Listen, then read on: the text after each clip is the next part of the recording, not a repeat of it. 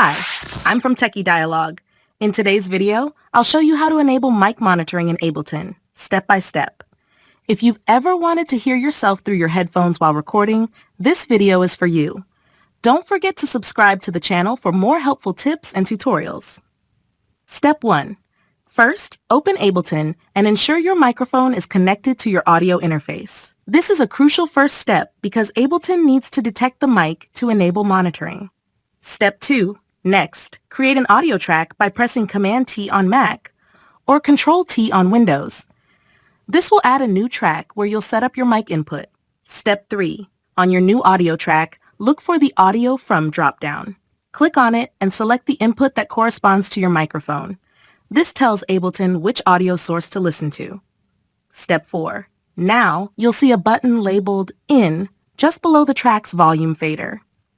Click on it to enable monitoring. This will allow you to hear the microphone input through your headphones. And that's it. You've successfully enabled mic monitoring in Ableton. Thanks for watching, and I'll see you in the next video.